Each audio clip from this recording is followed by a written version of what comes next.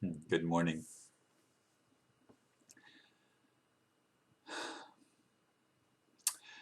I'm just going to jump into the title and everything this morning. 2012, Discerning the Heart of a Teacher. And I'm going to introduce that by saying what led to it. I got an email yesterday from an individual commenting on the video from a couple of days ago, Fully Human and Fully Divine. And the comment was like this: why do you, screaming, which means all capital letters, why do you refuse to acknowledge or respond to anything I say? I've been sharing my truth with you for a while now, and I am fully aware that you wish I would go away. Yet this is in conflict with what you have stated here. After I received that comment, and by the way, I responded, I don't wish to engage in any arguments or one-upmanship to see whose idea is the right idea. I'm just not going to go there with people. But let me read what another person wrote to me. This came again, and it was in one of my many groups, and it was from Arriel, and I got it at just about 7 o'clock yesterday evening.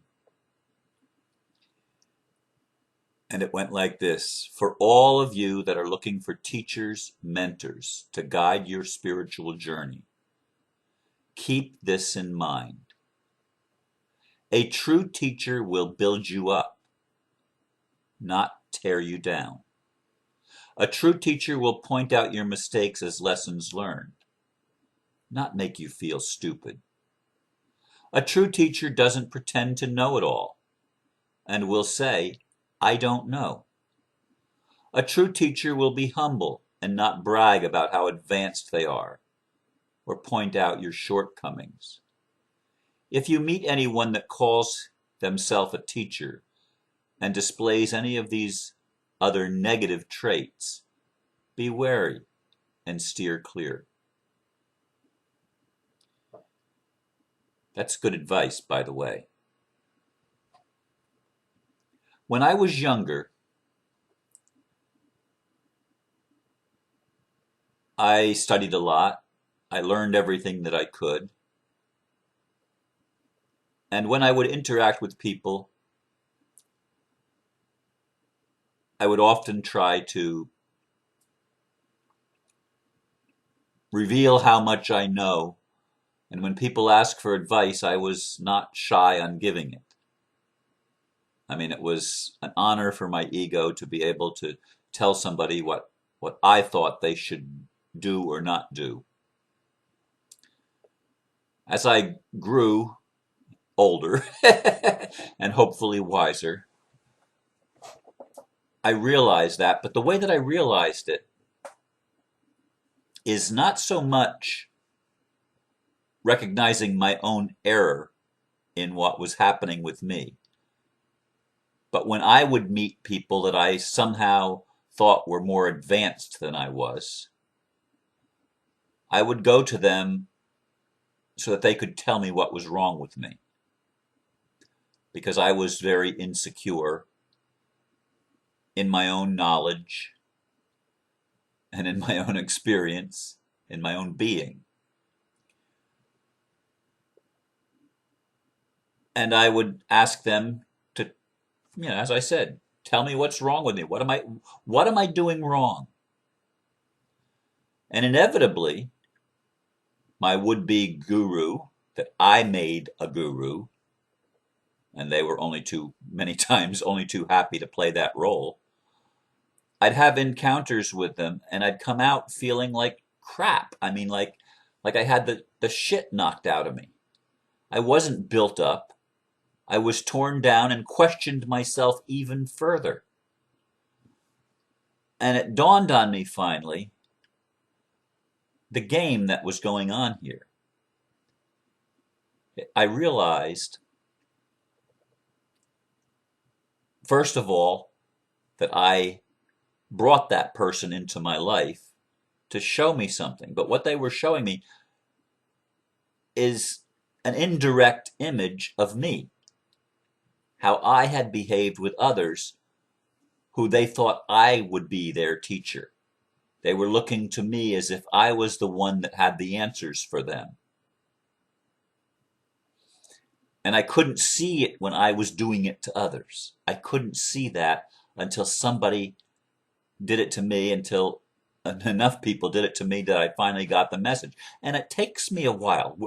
We humans, myself included, are really thick sometimes. We're really stubborn, and we're really blinded by our own weaknesses in how we present ourselves. Because of our insecurity, we tend to build up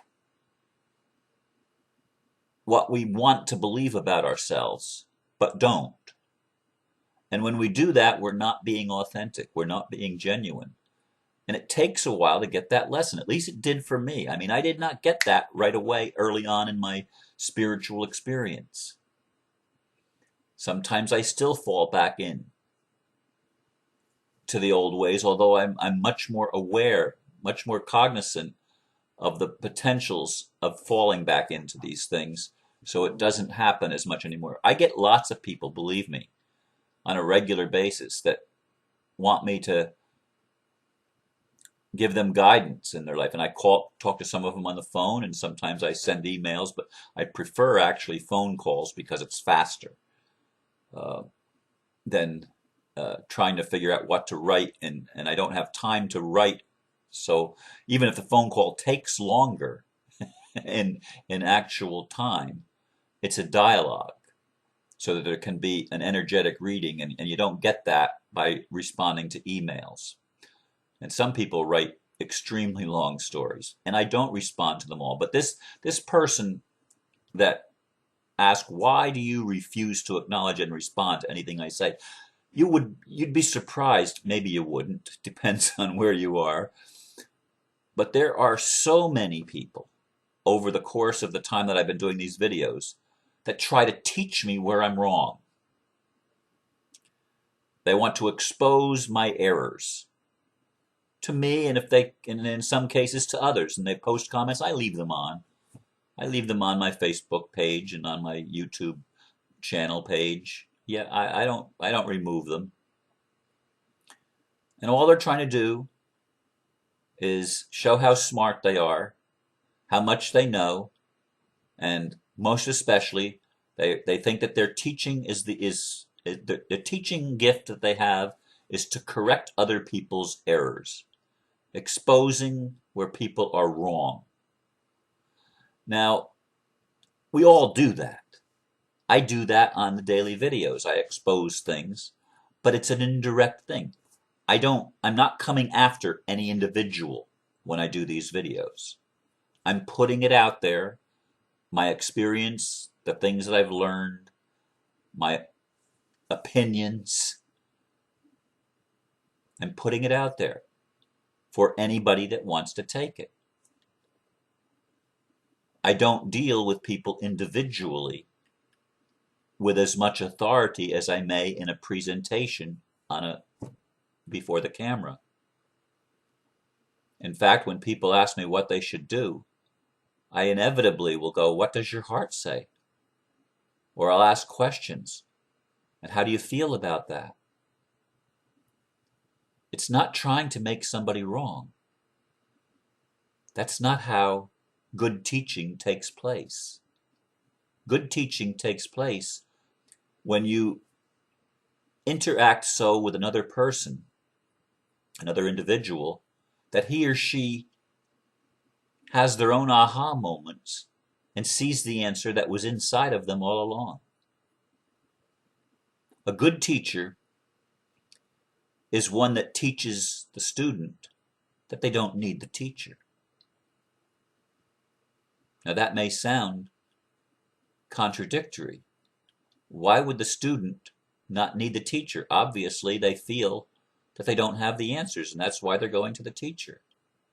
Yes, and a wise teacher one that has a little bit of experience under their belt will not be the guru. Now, I've known people that have been in ashrams, for example, and they have the guru tell them who they're going to marry, who they can go out with. Uh, I mean, their lives are totally controlled. Now, that's not a good teacher. I'm sorry, but yet it's a perfect teacher if that's where the student wants to be. But they're not learning anything. They're not learning how to stand on their own 2 feet and make their own decisions. They're letting somebody else decide for them. That type of teaching does not edify or build people up. It keeps them locked in to an invisible prison of having no self-confidence, no self-esteem. And building self-esteem is essential in the ascension process, and if you will, in the process of spiritual growth. We're only going to grow by being able to make our own mistakes, and certainly, as much as possible, make our own choices. How are we going to respond? We don't always have the choice of what we're responding to, but how we choose to respond to whatever it is, we do have that freedom. All of us do. That is free will. I don't have free will to decide whether or not I'm going to face hard times, because I would never choose them. I just wouldn't, and neither would most people. But how am I going to respond when the hard times are here, that I don't feel I created, and sometimes that I feel like I'm the victim of? I have the choice of my response. I do have that choice. That is a free will choice.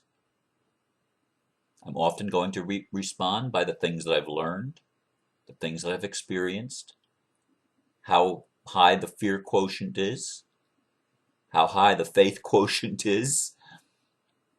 I'm going to respond based on my particular situation, viewing through my lenses. And each of us needs to do that when we're ready. I can't force anybody to be ready to hear what I have to say. There are people that come on and befriend me on Facebook or YouTube, and then some months later or some period of time later, they befriend me again, and I thought, well, I already were my friend.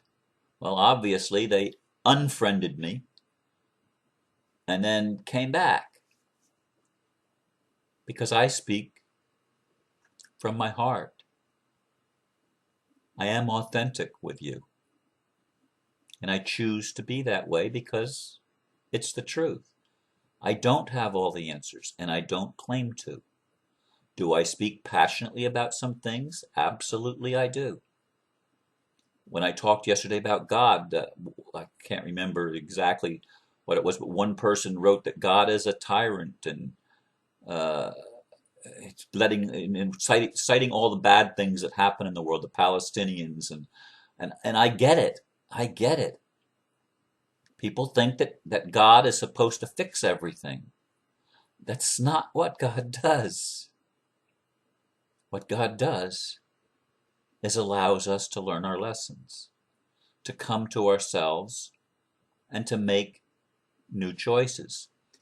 And the choices are all inside of each of us. You have all the answers to every question and every problem and situation you'll ever have. You've got those answers inside of yourself.